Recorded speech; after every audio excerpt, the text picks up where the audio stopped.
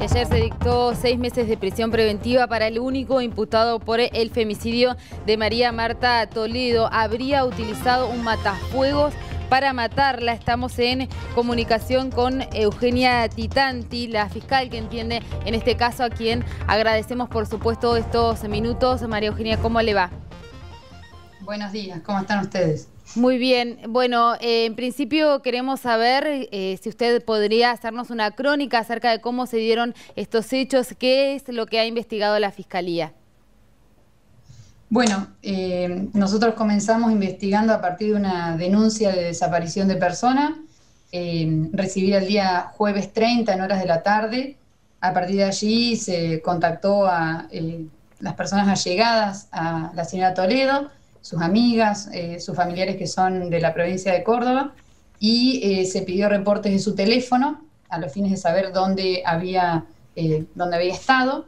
El teléfono indicaba que el último lugar en donde había operado ese abonado había sido en la zona de Chacras, cercanas al río, en Centenario, y por ello al día siguiente, previo a haber hecho una inspección en el departamento de la víctima, y haber tomado allí una prenda de ella, se hizo un recorrido con canes, con el perro Mora de la División Canes de la Policía de Neuquén, y el cual nos indica o nos dirige hacia el lugar en donde se advierte una mancha de sangre a la vera del río, y en un canal de riego se encuentra el cuerpo sin vida de María Marta Toledo.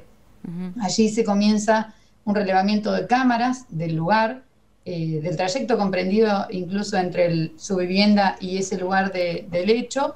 Se amplía el pedido de reporte telefónico en la última semana y se advierte que la señora Toledo había salido de su edificio, de su departamento, con un nombre que se advierte muy nítidamente en las cámaras de seguridad de su edificio.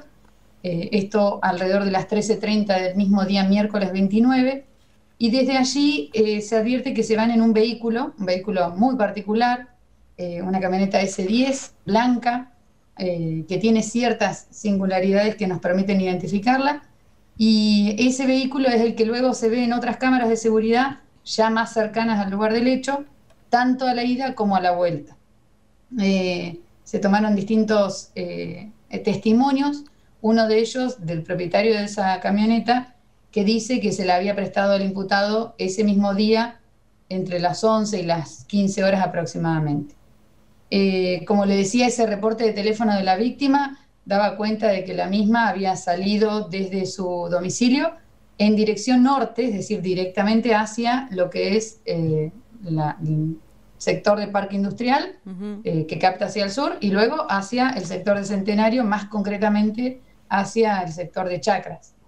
Y bueno, esto motivó que también se entrevistara a su grupo de amigas, como decía, unas de las cuales en las cámaras de seguridad del edificio reconocen a esa persona que va a buscar a la víctima el día miércoles al mediodía, e indican categóricamente que se trata de Fabián Lucini. Al mismo, en el marco de la búsqueda de personas, es decir, previo a que se tomara conocimiento o que se hallara el cuerpo sin vida de la señora Toledo, se lo entrevista porque procurábamos el hallazgo de la misma, por supuesto, en buenas condiciones, y él mismo dijo que sí, que había ido a buscarla, pero que la había dejado a pocas cuadras de ese lugar. Esto no se correspondía luego no se empezó a corresponder con toda la información que fuimos recabando, inclusive con el recorrido de Google Maps que había quedado registrado en la cuenta de Google de la víctima, y que fue obtenido del análisis de su computadora notebook, del cual se desprendía, a idéntico sentido que el reporte telefónico, que la víctima había salido de su casa y directamente, es decir, sin desvíos, sin haber ido hacia el centro y volver, sino que de manera directa se dirige hacia el norte, es decir, hacia Centenario. Por todo ello, el día domingo se solicitaron allanamientos para la vivienda del imputado y de la persona propietaria del vehículo, sumado a otras evidencias que también fueron analizadas, como por ejemplo el testimonio de la hermana de la víctima, quien se había comunicado con el señor Lucini porque eran amigos de la víctima, y él mismo daba distintas versiones de lo que había sucedido ese miércoles, lo cual había despertado sospechas por parte de su hermana.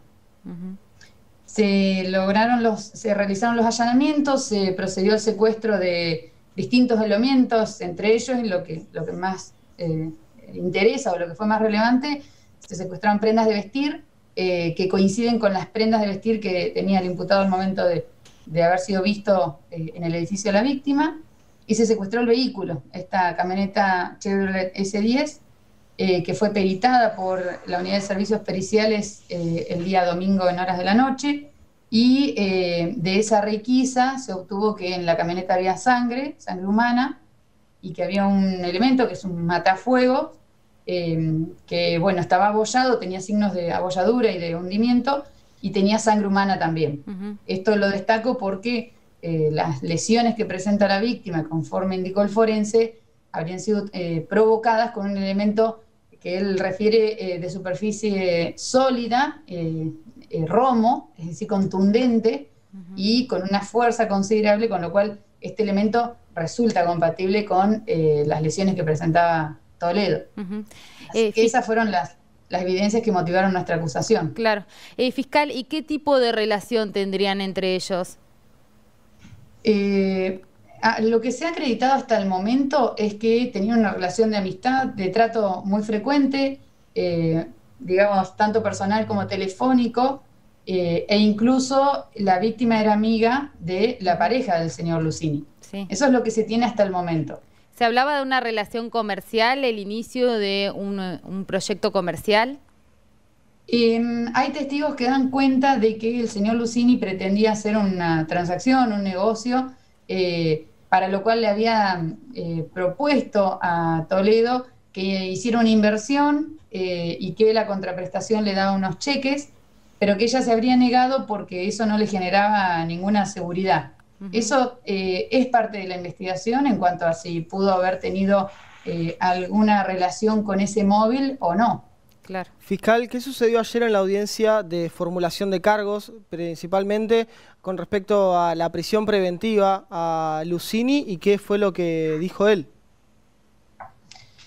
Bueno, su defensor, el doctor Berenguer, solicitó que no quedara en prisión preventiva, que transcurriera la investigación y el proceso en libertad. Subsidiariamente ofreció una prisión domiciliaria, refiriéndose a la situación de pandemia, al riesgo en el que se encontraría en caso de permanecer en una alcaidía, en una comisaría.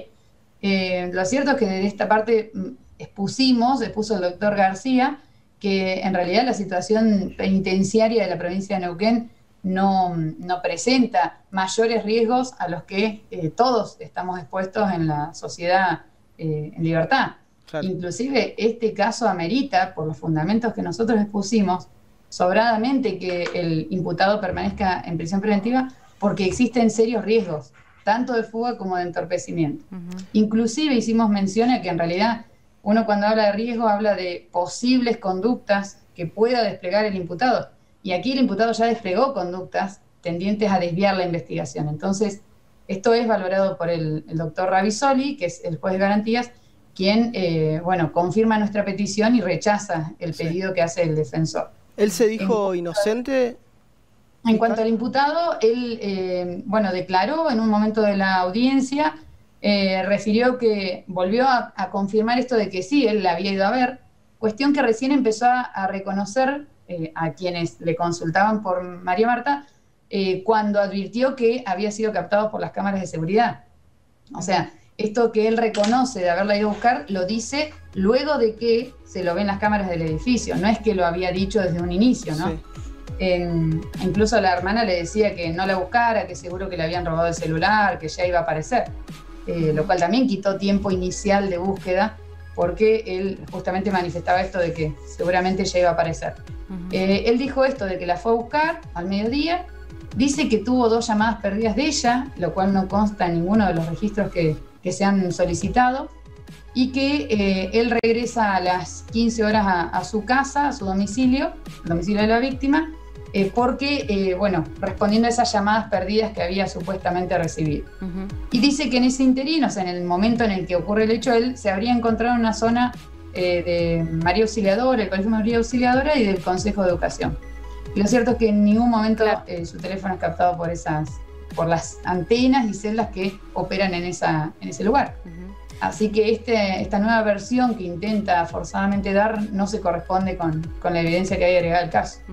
Fiscal, ¿cómo describiría usted este femicidio teniendo en cuenta que las pericias arrojaban datos acerca de que María Marta ni siquiera había tenido posibilidad de defenderse ante este ataque? Sí, sí. Miren, yo creo que no hay adjetivo para calificar un hecho así. Me quedaría corta si le digo que es un hecho salvaje, aberrante, cobarde, porque este actuar sobre seguro que intentamos definir en la formulación de cargos habla de toda una premeditación, una planificación y un abuso de esta confianza que la víctima tenía en esta persona, por la cual accede a llegar a un lugar prácticamente deshabitado. Y luego, utilizando un elemento contundente que difícilmente pudo resistir, e incluso, como usted decía, la víctima no presentó ni una lesión de defensa, o sea, ni siquiera pudo atinar a frenar ese golpe. Una persona que ya de por sí físicamente es superior en cuanto a fuerza en relación a la víctima, una mujer de 1,48 m de altura, casi 60 kilos, que no vio ese ataque ni siquiera en forma potencial, y que incluso el hombre utiliza un elemento que duplica su posibilidad de agresión. Yo creo que ya con esta descripción me quedo corta si digo que es un hecho totalmente salvaje o aberrante, atroz, y que tiene un plus, como decíamos nosotros en la formulación, porque la multiplicidad de lesiones que presentaba la víctima dan cuenta de que hubo más lesiones que las que son propias de la violencia del homicidio. Por eso lo calificamos así. Sí, increíble, fiscal, que esto continúe sucediendo. Por supuesto, destacamos la celeridad con la que actuó la Fiscalía y le agradecemos estos minutos con Canal 10. Bueno, muchas gracias a ustedes y que tengan buenos días. Igualmente, hasta luego.